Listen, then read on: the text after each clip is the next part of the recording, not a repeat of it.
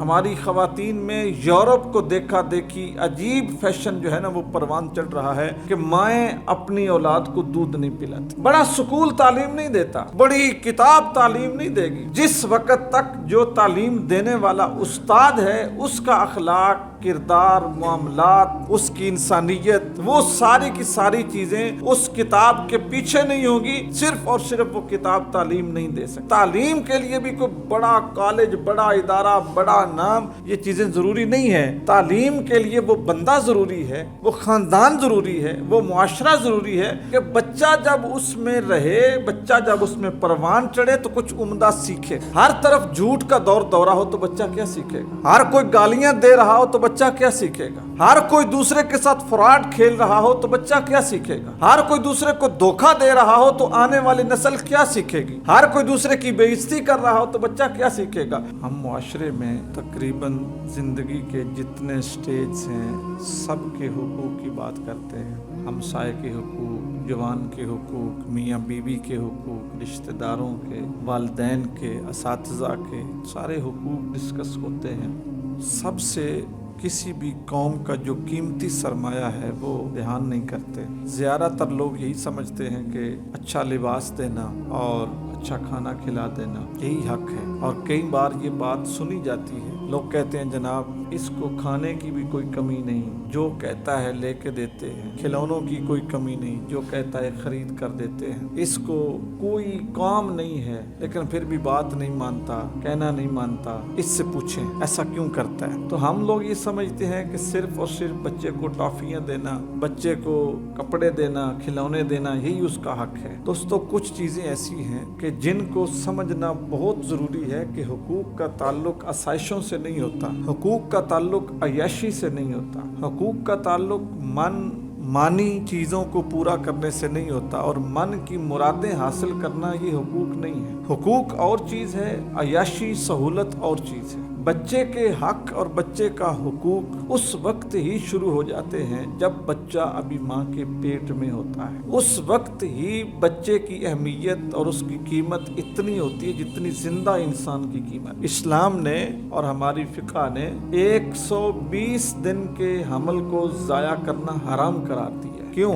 اس وجہ سے کہ جب بھی کسی عورت کو حمل میں 4 مہینے بیت جائیں، اس وقت بچہ جو اس کے پیٹ میں ہے اس کے اندر روح پھونک دی جاتی ہے، وہ حرکت کرنا شروع کر دیتا ہے، اس کا دل دھڑکنے لگتا ہے، اب وہ زندہ انسان ہے۔ اس وقت اس کو پیدائش سے پہلے ضائع کرنا، حمل کو گرا دینا، جس کو اسقاط حمل کہتے ہیں، یہ قتل شمار ہوتا ہے۔ اسلام اس وقت سے بچے کے حق کی بات کرتا ہے، اور پھر جب وہ دنیا میں آ جائے، پہلا حق جو والدین کے ذمے اسلام نے رکھا اور قرآن مجید فرقان حمید نے ارشاد فرمایا وہ یہ ہے کہ ماں اپنے بچے کو 2 سال پورے دودھ پلائے۔ حولین کاملین پوری تشریح ہے، صرف یہ بھی نہیں کہ حولین 2 سال۔ اگر یہ بات ہو جاتی نا کہ حولین 2 سال، ممکن ہے کچھ لوگ اس سے یہ اثر پکڑ لیتے کہ جی رلدا ملدا کر لئیے، 2 مہینے کم کیا، 2 مہینے زیادہ کیا، بس ہو گئے ہیں۔ قرآن مجید فرقان حمید نے فرمایا 2 سال پورے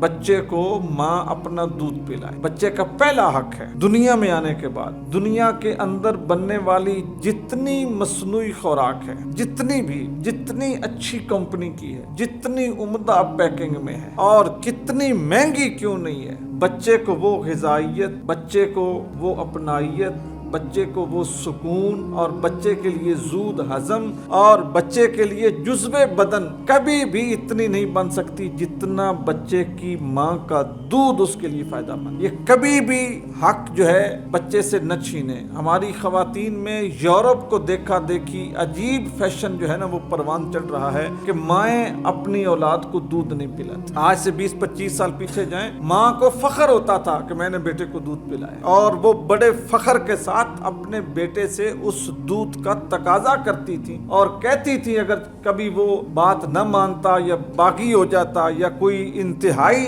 غلط قدم اٹھانے لگتا تو ماں اس بات پہ دعویٰ کرتی تھی کہ میں تمہیں اپنا دودھ نہیں بخشوں گی۔ اسے مان ہوتا تھا نا کہ میں نے اپنا خون جگر پلایا، اسے اپنی چھاتی کے ساتھ لگا کے میں نے اس کی پرورش کی ہے، تو میری اس بات کا مان رکھے گا۔ آج کی ماں اپنا وہ مان بھی بچے سے چھین رہی، اور پتہ نہیں کس وجہ वजह से छीन रही और क्यों छीन रही। दूसरा ये है कि जिस वक्त बच्चा जरा बड़ा हो जाए, 4 साल की उम्र, 5 साल की उम्र, 10 साल की उम्र, तो दोस्तान गिरामी अच्छी तालीम और तरबियत ये बच्चे का हक है। हम लोग समझते हैं कि महंगे स्कूल में मैंने बच्चे को दाखिल करवा दिया, तालीम का मकसद पूरा हो गया। नहीं, ज्यादा फीस देना, ज्यादा महंगा यूनिफॉर्म खरीदना, बड़ा बैग अपने बेटे की पीठ पे या बेटी की पीठ पे लाद देना और बहुत बड़ी इमारत वाले स्कूल का इंतखाब कर लेना, ये तरबियत के सारे तकाजे, तालीम के तकाजे पूरे नहीं करता। तालीम बच्चे को मिलेगी उसके उस्ताद से,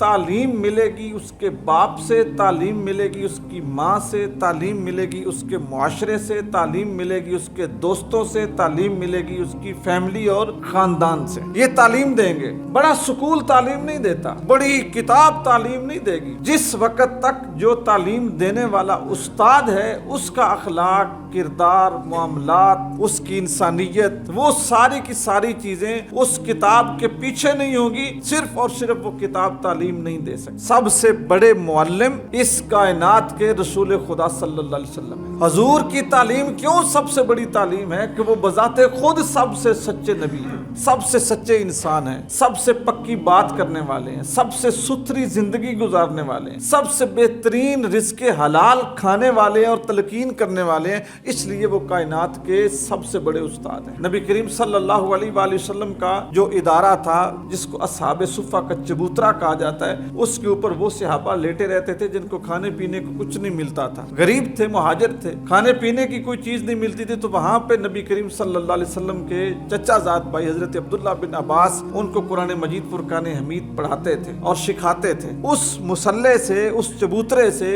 उस मस्जिद के कोने से कुरान मजीद फुरकान हमीद के मुफस्सर पैदा हुए, इस्लाम के गाजी और सिपा सलार पैदा हुए, बड़े बड़े मुंतजिम और बड़े बड़े एडमिनिस्ट्रेटिव वहां से पैदा हुए, उस एक अस्हाब सुफ़ा के चबूतरे से। तो तालीम के लिए भी कोई बड़ा कॉलेज, बड़ा इदारा, बड़ा नाम, ये चीजें जरूरी नहीं है। तालीम के लिए वो बंदा जरूरी है, वो खानदान जरूरी है, वो मुआशरा जरूरी है कि बच्चा जब उसमें रहे, बच्चा जब उसमें परवान चढ़े तो कुछ उम्दा सीखे। हर तरफ झूठ का दौर दौरा हो तो बच्चा क्या सीखेगा? हर कोई गालियां दे रहा हो तो बच्चा क्या सीखेगा? हर कोई तशद्दुद कर रहा हो तो बच्चा क्या सीखेगा? हर कोई दूसरे के साथ फ्रॉड खेल रहा हो तो बच्चा क्या सीखेगा? हर कोई दूसरे को धोखा दे रहा हो तो आने वाली नस्ल क्या सीखेगी? हर कोई दूसरे की बेइज्जती कर रहा हो तो बच्चा क्या सीखेगा? उस्ताद स्कूल में अपना फर्ज मनसबी सही अदा नहीं कर रहा, बच्चों को सामने बिठा के वो फोन कॉल पे लगा हुआ है और पूरा पूरा पीरियड इसी तरह गुजार देता है, तो बच्चा क्या हासिल करेगा? और झूठ बोल के वो छुट्टियां कर देता है, झूठ बोल के वो हड़तालें कर देता है, झूठ बोल के वो अपने मदरसे में, अपने स्कूल में, अपनी जो उसकी टीचिंग स्टाफ है, जो उसकी चेयर है, कुर्सी है, उस पे आके बैठता ही नहीं है, सिखाता ही नहीं है। तो दोस्तों, उसके पास पढ़ने वाला बच्चा क्या बने, क्या सीखेगा? तो हम लोगों ने ये समझ लिया कि शायद बड़ा बस्ता, बड़ा स्कूल, बड़ा नाम और ये चीजें तालीम है। ये चीजें तालीम नहीं है। ये चीजें तब तालीम बनेगी जब वहां पे तरबियत करने वाला उस्ताद बेहतरीन उस्ताद हो। उसके बाद माँ बाप की ड्यूटी। जब बच्चे घर में परवान चढ़ते हैं ना, बड़े होते हैं, अपने माँ बाप को देखते हैं कि हमारे माँ बाप क्या कर रहे हैं, हमारे माँ बाप का खानदान के अंदर रवैया क्या है, स्टेटस क्या है, मामलात क्या है, किसकी गिबत करते हैं, किसकी तारीफ करते हैं, किससे हसद करते हैं, किसको अच्छा समझते हैं, किसको बुरा समझते हैं, किससे मिलने से हमें रोकते हैं, किसको मिलने का कहते हैं, किस वजह से मिलने देते हैं, किस वजह से मिलने नहीं देते। आप बच्चे को कोई किताब भी ना पढ़ाएं, बच्चा देख देख के सीखता रहता है कि मेरे माँ बाप मुझे क्या बना रहे हैं। बहुत पुरानी कहावत है, कहानी है एक, कहते हैं कि कोई बंदा, उसको फांसी होने लगी, उससे पूछा गया तेरी आखिरी ख्वाहिश? उसने कहा मैं अपनी माँ से मिलना चाहता हूँ। तो फांसी देने वाले भी इमोशनल हो गए। उन्होंने कहा कि जरूर करते हैं, तुम्हारी वालदा से मुलाकात करवाते। उसकी माँ को बुलाया गया, वो माँ को मिला, लेकिन जब वो माँ को मिला तो वो कोई जज्बाती नहीं हुआ, उसकी आंखों में कोई आंसू नहीं और उसके चेहरे पे कोई खुशी नहीं, बिल्कुल नॉर्मल मिला, जिस तरह वो पहले था ऐसे ही मिला। लेकिन उसने एक लफ्ज अपनी माँ को बोला, उसने कहा माँ तुम मुझसे प्यार करती हो? उसने कहा करती हूँ। तू मेरा लखते जिगर है बेटा, क्यों नहीं करती? कहा मैं तुझसे नहीं करती। फांसी पे चढ़ने लगा है, मरने लगा है, सामने फंदा लटक रहा है, जाते हुए माँ को कह रहा है कि तू मुझसे प्यार करती, मैं तुझसे नहीं करती। क्यों? तुम मुझसे क्यों नहीं करती? उसने कहा मैं तेरी वजह से फांसी पे लटकने लगा। तो माँ ने कहा हाय सदके ये क्या हो गया, कैसा कह रहे हो, मेरी वजह से तुम फांसी लगने लगे हो। कहा हाँ तेरी वजह से। वो कैसे? कहा मैं पकड़ा गया हूँ ना कत्ल में, मैंने डकैती करते हुए कत्ल किया, बंदा मार दिया, मेरे ऊपर FIR हो गई, मैं पकड़ा गया, मुकदमा चला, सबूत मिले, मैं मुजरम साबित हुआ, आज मैं लटक रहा हूँ तेरी वजह से। उसने कहा मैंने तुम्हें कलशनकोफ लेके दी, मैं तो तुम्हें रोकती थी ना, मैं तो कहती थी डकैतियां ना कर, ये ना कर, वो ना कर। उसने कहा नहीं, उस वक्त तुम रोकती थी जब इधर उधर से बेइज्जती होना शुरू हो गई, जब ताने आना शुरू हो गए, तेरा बेटा ऐसा है, फलां इसने किया, फलां इसने किया। कहा जब मैंने वो पहली चोरी की थी और मैंने स्कूल में एक बच्चे का पेन चुराया था, तुमने मेरा बैग देखा था, तुमने मुझसे पूछा था ये बैग का अंदर जो पेन है ये तो तेरा नहीं है, कहां से लिया? तो मैंने बताया था कि फलां बच्चे से चुरा लिया है, मुझे प्यारा बड़ा लगा है। मेरी माँ तो उन्हें डांटा नहीं था, मारा नहीं था, पेन वापस करने का कहा नहीं था।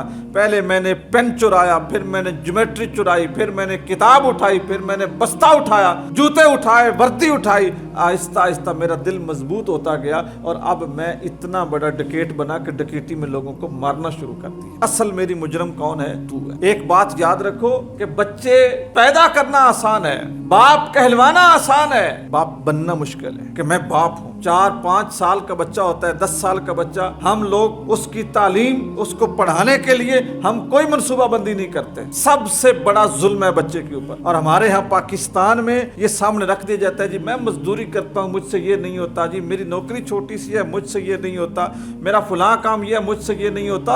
ओ अल्लाह के बंदो, आपके बच्चों के लिए 10वीं क्लास तक तो 100% मुफ्त तालीम पाकिस्तान में मौजूद है। उसके बाद भी कुछ इदारे ऐसे हैं कि जो बच्चों को मुफ्त पढ़ाते हैं। बात सिर्फ नीयत की है। हमें सुकून मिलता है जब 8-9 साल का बच्चा चला जाता है ना किसी मिस्त्री के पास, मोटरसाइकिलों वालों के पास, मोटरसाइकिल वाले को मुफ्त में एक गुलाम मिल गया, सारा दिन उससे पुर्जे दुलवाने हैं, क्योंकि वो भी तो इसी मुआशरे का बंदा है ना। उसके ज़हन में ये किसी ने नहीं डाला कि स्किल जितनी फैलाओगे उतनी फैलेगी, माहिर लोग फैलेंगे। वो स्कूटर ठीक करने वाला भी यही सोचता है अगर इसको मैंने ट्रेनिंग दे दी तो मेरे साथ दुकान बनाएगा, मेरा रिजक बांट लेगा, मैं भी भूखा मरूंगा, ये भी होगा। सिखाना नहीं है, वो उससे पुर्जे दुलवाता है, टायर साफ करवाता है, चक्के सीधे करवाता है, उससे मोबाइल वाली वो सारी की सारी चीजें उससे रगड़ रगड़ के साफ करवाता है। 8-9 साल बीत जाते हैं, बच्चे को कोई हुनर नहीं आता। और माँ बाप इस वजह से खुश हैं कि रात को जब आता है ना तो उसको वो 100 रुपया जेब खर्ची दे देता है। माँ बाप इस बात पे खुश हैं कि अब खर्चा करना नहीं पड़ता, कुछ ना कुछ आ जाता है। उन्हें पता ही नहीं है हम अपने मुस्तकबिल को कत्ल कर रहे हैं। बच्चा छोड़ दिया दर्जी के पास, इसको यार कांटा त्रोपा इसको सिखा दो, कोई हुनर सीख जाए। वो दर्जी उससे 2-2 साल तो जो काज है ना वो ही ठीक करवाता रहता है कि ये ठीक करो, ये ठीक करो, उससे आगे उसको चलना ही नहीं देता, सिलाई करना ही नहीं सिखाता, कपड़ा प्रेस करना ही नहीं सिखाता, नाप लेना ही नहीं सिखाता, उसको वो कपड़ा बनाना ही नहीं सिखाता। 5-6 साल इसी तरह बीत जाते हैं और उसके बाद क्या होता है, एक जवान आप मुआशरे को नकारा दे देते हैं। क्या होटलों पे बर्तन मांजने वाले बच्चे हमारे बच्चे नहीं हैं? जो बर्तन धोते हैं, मोटरसाइकिलों के पुर्जे धोते हैं, जो मिस्त्रियों के साथ वो छोटी उम्र में 18 साल से पहले की बात कर, 18 साल की उम्र के बाद तो बच्चे को हर तरह का इख्तियार है कि वो ज़हनी तौर पे बालिग है। अब जो वो फैसला करे उसका फैसला उसके वालिदैन को उसके मशवरे से मानना चाहिए, उसका हक है। लेकिन जो बच्चे की उम्र 9 साल है, 10 साल है, आपने मिस्त्री के साथ छोड़ दिया, आपने उसको दर्जी के पास छोड़ दिया, लोहार के पास छोड़ दिया, होटल वाले के पास छोड़ दिया, गाड़ियों वाले के पास छोड़ दिया, और कोई इस तरह के हुनर में आप लग गए कि ठीक है जी बच्चा ये काम सीख ले, ना वो सिखाता है ना बच्चा सीखता है। 10 साल के बाद एक जाया इंसान, एक फजूल इंसान, जिसके पास ना तालीम है, जिसके पास ना हुनर है, जिसके पास ना अखलाक है, वो मुआशरे को आप वापस कर रहे हैं और आप कह रहे हैं कि मुआशरा ठीक हो जाए। सोचे तो सही ना कि आपने किस तरह का बच्चा बना के संवार के इस मुआशरे को दिया है। इस वक्त आलमी अगर तनाजुर में देखा जाए ना तो जो पाकिस्तान है दुनिया का दूसरा बड़ा मुल्क है जहाँ पे 18 साल से कम उम्र बच्चे मजदूरी करते हैं और घरों में जो उनसे मजदूरी ली जाती है। ये आज से 2 महीने पहले का वाकया गवाह है। इस्लामाबाद में एक जस्टिस के घर में एक बच्ची काम करती थी, ऐसा इंसान के जिसका काम था इंसानों को इंसाफ देना। 18 साल से कम उम्र बच्ची उस जस्टिस ने घर में मुलाजिम रखी है जो पाकिस्तान के कानून के खिलाफ है, जिसको हमने